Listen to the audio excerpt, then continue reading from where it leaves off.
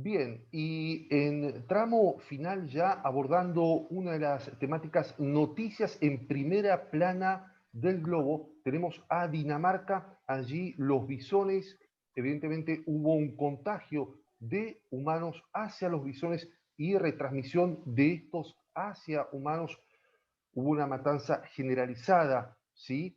En los criaderos, en las granjas, por temor a un efecto de brote, ¿sí? O a un nuevo coronavirus, que es lo que al menos se está especulando, se está hablando en tapas en primera línea.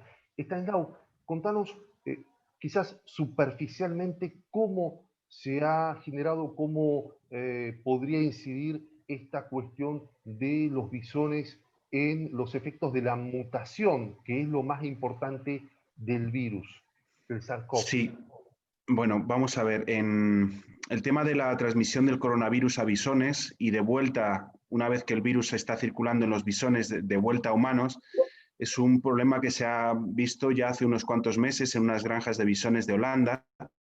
Y aquí hay dos riesgos. Uno es la transmisión del virus entre animales, entre los bisones, y que este virus tome su propia ruta, su propio camino y se adapte a estos animales. Y por otro lado, que estas adaptaciones vuelvan a humanos y que esas mutaciones que ha ocurrido en el animal de alguna manera afecten pues, a los posibles tratamientos o las vacunas que se hagan, ¿vale? En cuanto a lo que es la transmisión entre animales y la evolución del virus en animales, es un problema muy serio. Hay que recordar, por ejemplo, virus como el H5N1, la gripe aviar, pues como desató una crisis alimentaria, una crisis de sacrificio de animales, de pollos, para tratar de reducir la transmisión entre estos animales. Y por otro lado, la posibilidad de que al evolucionar distinto y producir pequeñas mutaciones que pudieran alterar las vacunas, pues, bueno, pues tratar de prevenir esto. En cuanto a estas mutaciones, hay que tener en cuenta que aunque una mutación puede alterar en parte la inmunidad del virus, no va a ser una atenuación total, no va a haber un escape total del control inmune que nosotros desatemos cuando hagamos una vacuna, ¿vale? Cuando nos vacunemos. Y en concreto, la vacuna que estamos comentando antes, la de los adenovirus, no solamente van a generar anticuerpos frente al virus, frente a la zona donde haya mutado el virus, sino frente a otras zonas. Hay otras zonas que también pueden ser inmunogénicas y generar anticuerpos que sean efectivos. Y también vamos a generar otras cosas, otra inmunidad, que es la inmunidad celular, frente al cual una simple mutación no va a reducir mucho su efectividad. Entonces, hay un riesgo de que altere, pero no un riesgo de que escape completamente por una mutación. Pero el riesgo de transmisión entre especies y dentro de la especie, más allá de lo que eran las granjas que están infectadas, es un riesgo patente y un riesgo que se trata de evitar con estos sacrificios. Roberto, no te escucho. No te oigo. Tienes apagado el micrófono. ¿Me Ahora, escuchás? ahora sí. Sí, perfectamente. Decía Stanislao que tenemos información en primera plana. Esto estamos hablando del clúster 5, ¿sí? Que es, bueno, otras mutaciones hubo del COVID-19, por supuesto, y la información refiere que el 5% de los enfermos en Jutlandia del Norte podría tener este clúster 5, cuya cepa fue identificada a principios de semana, pero ningún caso ha sido detectado recientemente, y también las declaraciones de un profesor de epidemiología de la Universidad de Roskilde. Estamos hablando de Viggo Andresen, quien dijo que esta mutación tiene bastantes posibilidades de desaparecer a condición de que sea combatida eficazmente. Podría llevar tiempo, en torno a un mes, declaró sin embargo a la agencia danesa Result. Estas fueron declaraciones de el profesor en epidemiología Viggo Andresen. Sí, quiere decir que aquí ya es una cuestión aparentemente manejable, ¿sí? Sin embargo, está allí expectante. Sí, cuando tenemos cepas circulantes que empiecen a introducir cambios que alteren la inmunidad, pues bueno, hay que estar expectantes y pues el hecho de que se estén secuenciando y monitorizando perfectamente cómo va la evolución del virus, pues te permite controlar o tener en conocimiento estos brotes y si no se te ha ido de las manos, pues ser capaz de controlarlo. Y vamos a ver en qué medida son capaces de hacerlo. Espero que se consiga. Entonces, Estanislao, lo más importante, lo crucial es que esa modificación, esa alteración no sea lo suficientemente fuerte o sustancial como para cambiar todo el ADN de ese Oh, no, no. virus. ¿Eh? No, mira, Roberto, A el ver, virus tiene 30.000, tiene en torno a 30.000 letras, ¿vale? Su sí, genoma está escrito por 30.000 nucleótidos.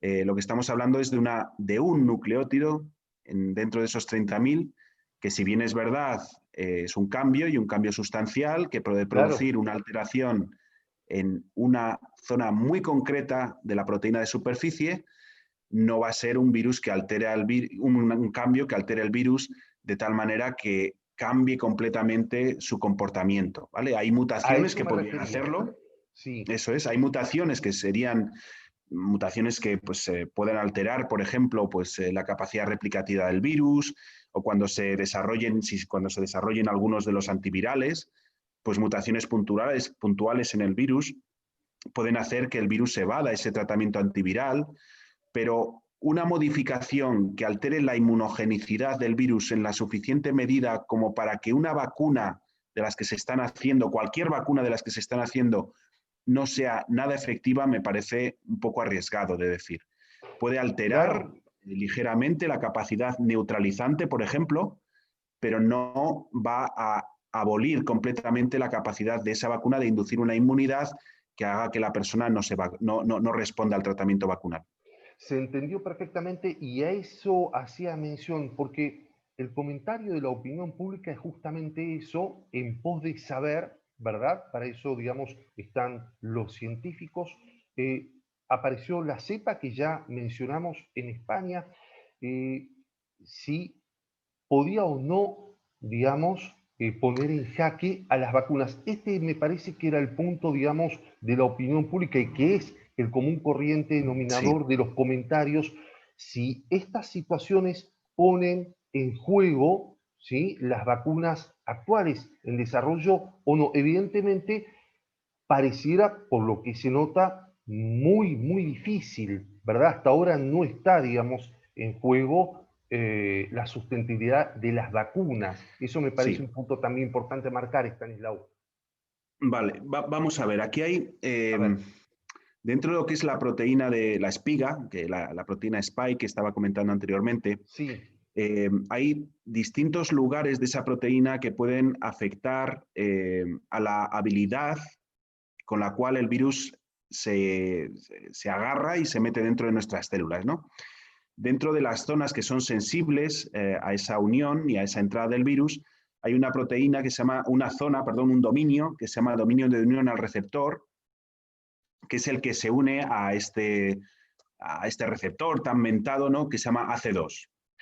Los anticuerpos que se están generando, o también los anticuerpos, por ejemplo, que ha salido a la palestra por el tema de que este señor, el Donald Trump, pues le pusieron unos anticuerpos, ¿no?, de una empresa que se llama Regeneron y que, bueno, pues que si fueron los responsables de que se curara tan rápido, ¿no? Está por ver, pero bueno, eh, eh, esos anticuerpos van dirigidos a esta zona de dominio de unión al receptor. Actuarían como un parche que impediría que cuando el virus tiene que agarrarse a la célula, tiene ahí un tope y no se puede pegar. ¿Vale? De eso van los una anticuerpos. malla de protección, Stanislao. Eso es, sería un corcho, algo que impediría que el virus se agarrara a la célula. ¿Vale? Las mutaciones, tanto una mutación que se llama la 614, como la mutación que ha surgido de este clado que ha surgido en España durante el verano, que es en el residuo 222 de la proteína de la espiga, están en lugares que son distintos de este dominio de unión al receptor. No van a alterar la capacidad de este virus de unirse directamente al receptor, pero, por ejemplo, pues pueden alterar la capacidad con la cual este virus se une a correceptores. Recientemente, por ejemplo, han salido un par de artículos describiendo que hay correceptores, además de la proteína C2, hay otras proteínas que participan en la unión y que mejoran la unión del virus a las células. Bueno, pues estas mutaciones, por ejemplo, pueden alterar mejorando la capacidad de este virus de unirse a ese correceptor. ¿Significa esto que si generamos inmunidad o si por esta mutación tenemos unos anticuerpos que antes inhibían esta unión al correceptor y ahora no lo van a hacer y que no vamos a tener nada de inmunidad cuando ocurran esas mutaciones. No, vamos a tener inmunidad, vamos a tener anticuerpos y vamos a tener células T que vayan frente a epítopos distintos, frente a aquel donde haya habido una mutación y que se haya mutado. Hay que tener un poco en mente que son mutaciones puntuales en aminoácidos de una proteína que tiene más de 600 aminoácidos, ¿vale? Y que, bueno, pues sí, es verdad, algunos pueden ser importantes, pero no todos, y no porque haya una mutación, pues va a cambiar la proteína tampoco, ¿no? Y sustancialmente.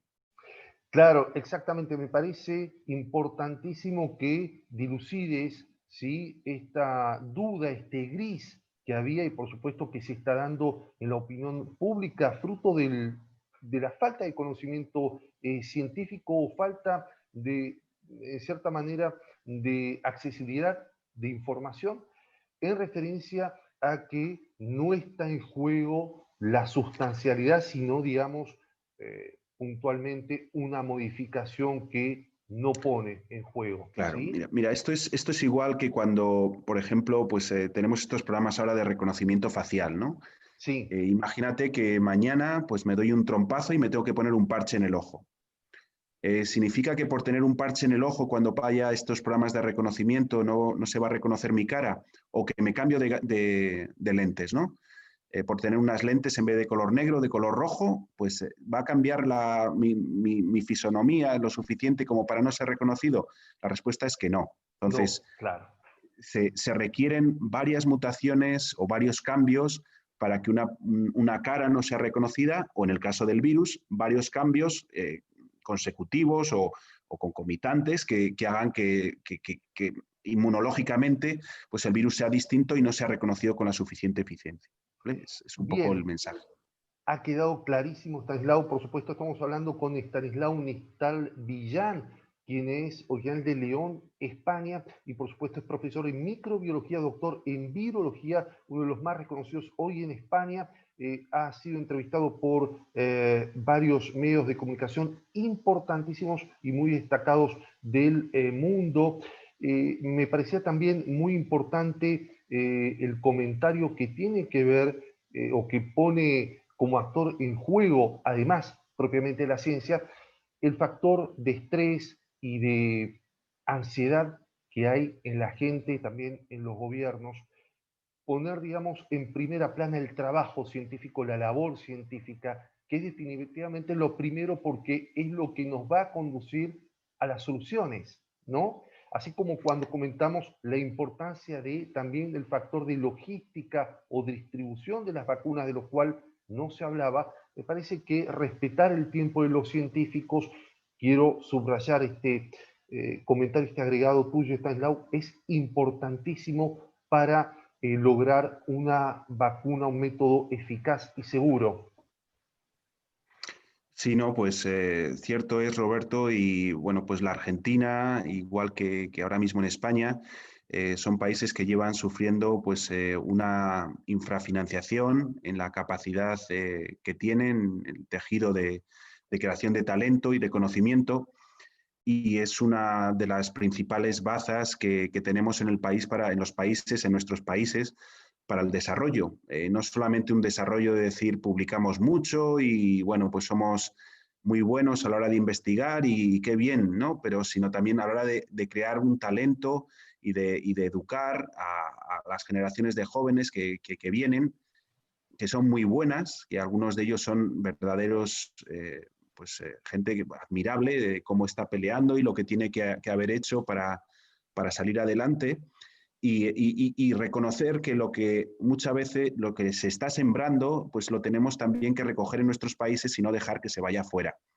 Tenemos que fomentar que la industria nacional, que la industria tecnológica, biotecnológica nacional, se quede en nuestros países para que sea un tejido productivo que pues, aporte a la sociedad no solamente el valor económico, sino el valor productivo que nos puede servir, por ejemplo, en situaciones como estas, ¿no?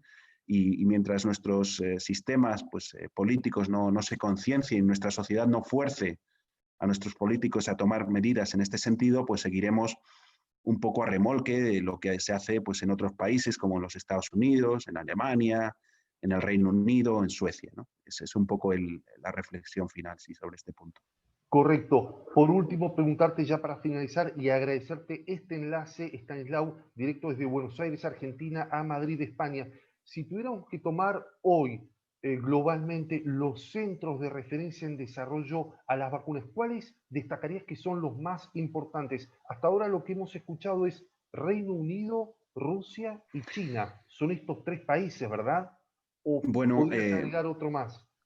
sí, a mí o sea, hay desarrollos vacunales en distintos países ahora mismo, Sí, pues en Alemania, por ejemplo, se está haciendo vacunas, en Francia se están haciendo vacunas, en Italia se están haciendo vacunas, en España se están haciendo vacunas, Japón se están haciendo vacunas, pero el problema no es que no se sepa hacer vacunas, sino la financiación, la pasta que hace falta para desarrollar una vacuna. O sea, estamos hablando no de unos millones de pesos, estamos hablando de cientos de millones de pesos o de cientos de millones de euros el desarrollo de una fase de ensayo clínico 3 y de la puesta en un mercado de una vacuna que pueda llegar a muchas personas, ¿no? Y esto no cualquier economía la puede hacer.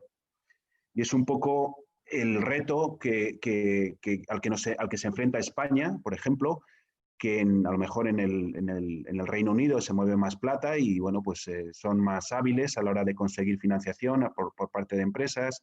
Alemania es un país potentísimo con su economía, Estados Unidos no lo hablemos, China no lo hablemos, ¿no? Sin embargo, pues países pequeñitos como, bueno, no tan pequeñitos, pero bueno, son países más modestos como pues España, como decía, Italia, la Argentina, o sea, son países que lo van a tener más difícil, o sea, no, es pues un problema también de solidaridad entre países y de coordinación de actividades entre países. No habría, por ejemplo, estos problemas si hubiera un fondo europeo de desarrollo de vacunas común que seleccionase una serie de vacunas que pudieran desarrollarse y tuvieran un apoyo económico. Lo mismo con el Mercosur o con la asociación de cuestión que se pueda proponer en los países de América Latina o entre España, Portugal y América Latina, que seguimos teniendo pues unos nexos, yo creo que lo suficientemente fuertes y con intereses comunes como para no perderlos, ¿no? Y yo creo que ahora mismo es un momento de necesidad de todos juntos y que hay que tener otra vez encima de la mesa, poner encima de la mesa y tratar de no ir cada uno por nuestro camino, sino pues juntar fuerzas. La estrategia entonces sería conjunta a través de consorcios y por supuesto fondos en común que permitan esta accesibilidad y este desarrollo científico. Estanislao Nistán Villán, muchísimas gracias, como siempre por supuesto, y destacar tu labor también. Hemos visto tu participación en varios programas, así que felicitarte desde Argentina, América Latina y otras latitudes por tu desempeño, por tu trabajo, por tu divulgación científica que es tan clara. Es profesor en microbiología de la Universidad CEU de San Pablo, España, y también doctor en virología. Te agradecemos profundamente este tiempo, la concesión de la entrevista para Ciencia y Tecnología de Radio Buenos Aires Internacional, profundamente. Gracias. Muchas gracias, Roberto. Mucho ánimo a todos. Bien, así hemos concluido en Ciencia y Tecnología. Nos reencontramos en la próxima edición de Radio Buenos Aires Internacional.